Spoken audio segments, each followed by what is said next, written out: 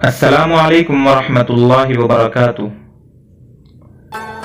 Turkish drama دلڈش Ertugrul دنیا بھر میں دکھایا جا رہا ہے، جو اس وقت شہرت کی بلندیوں کو چھو چکا ہے۔ ضروری ہے کہ اس کا پس منظر اور تاریخ بیان کی جائے، تاکہ آپ جب بھی دیکھیں تو آپ حقائق سے بھی آشنا ہوں اور جذبہ ایمانی کو بھی نئے سرے سے تقویت دے سکیں۔ یہ ابن العربی ہیں۔ ابن العربی کون تھے؟ آپ کی زندگی کے حالات و واقعات اور اس ڈرامے میں ابن العربی کا کردار ادا کرنے والا یہ ایکٹر کون ہے، اس ویڈیو میں ہم آپ کو بتائیں گے۔ آپ دیکھ رہے ہیں ہندی اسلامک سینٹر۔ اگر آپ نے ابھی تک چینل کو سبسکرائب نہیں کیا ہے تو سبسکرائب ضرور کر لیں اور بیل آئیکن بھی دبا لیں۔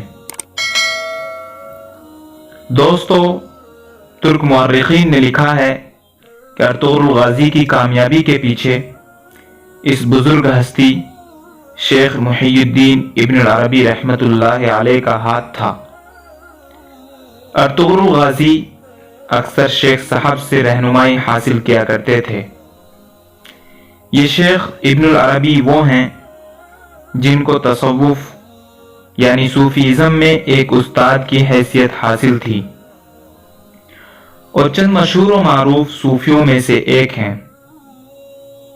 شیخ ابن العربی کا پورا نام محمد بن علی بن محمد ابن العربی الداعی الحتمی الاندلسی تھا، اور آپ کے ہاتھ سے لکھے خطی نسخوں یعنی اسکرپٹ پر آپ یہی نام لکھتے آئے ہیں۔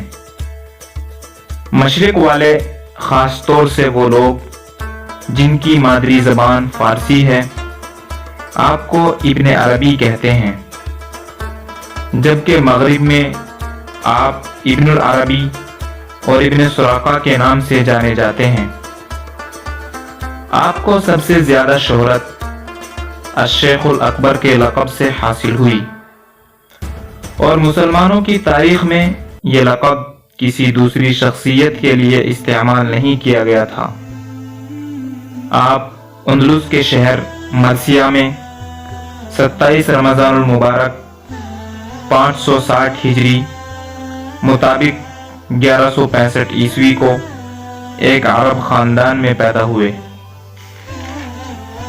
جو مشہور زمانہ سخاوت کے بادشاہ حاتم طائی کی نسل سے تھا۔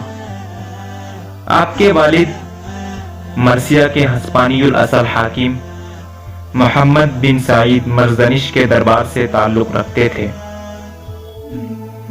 جب ابن العربی کی عمر 8 سال تھی تو مرثیہ پر مخدون کی حکومت آ گئی۔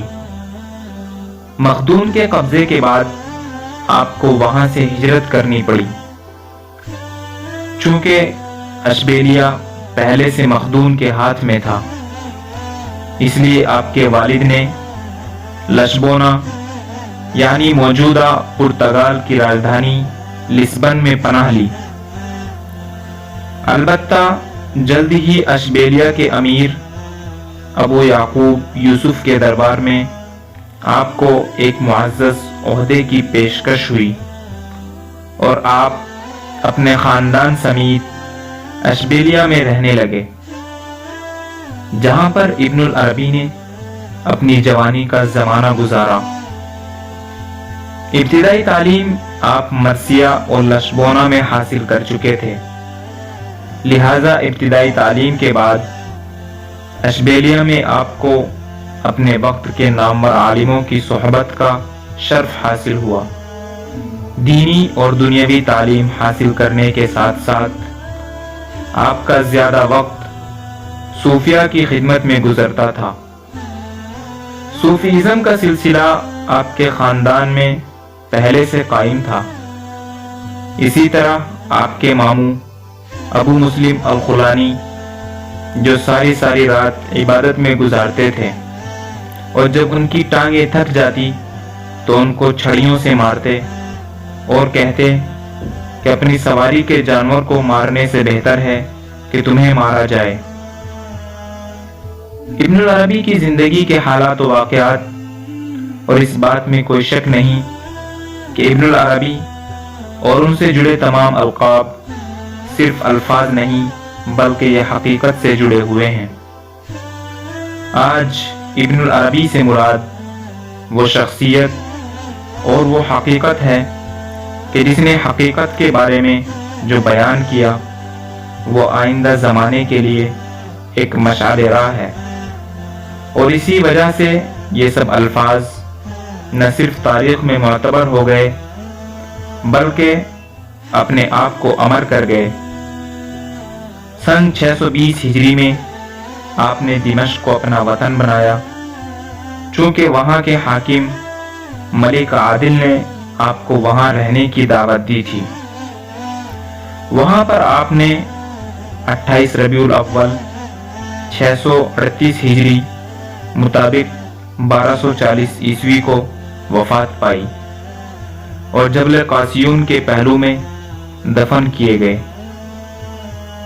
اب بات کرتے ہیں اس ڈرامے میں ابن العربی کا کردار ادا کرنے والے ایکٹر عثمان سویکوت کے بارے میں۔ یہ امریکی، ٹرکش اور یورپی اداکار ہیں۔ عثمان ترکی کے شہر انقرہ میں پیدا ہوئے اور 17 سالوں سے فلمی دنیا سے جڑے ہوئے ہیں۔ آپ نے مڈل ایسٹ ٹیکنیکل یونیورسٹی سے بیچلر کی ڈگری حاصل کی ہے۔ عثمان نے 1989 میں ایکٹنگ اسٹارٹ کی اور بہت سی فلموں، ڈراموں میں کام کر چکے ہیں۔ آپ کے مشہور ڈراموں میں دا ہارٹ جیک میں دا کنگ کا کردار اور دا بولڈ اینڈ بیوٹیفل میں وجے، دا پرومس میں ڈپٹی گورنر مظہر اور درویش ارطغرل میں ابن العربی کا کردار شامل ہے۔ درویش ارطغرل میں ایک مشہور، نیک، صوفی ابن العربی کا کردار ادا کرنے والے اس ایکٹر نے غیر مسلموں کا کردار بھی ادا کیا ہے، جیسا کہ دا پرومس میں ایک کرسچین گورنر کا کردار۔ دوستو، عثمان نے جہاں باقی ڈراموں میں بہترین ایکٹنگ کی ہے، وہیں ارطغرل میں ابن العربی کا کردار اپنی مثال آپ ہے۔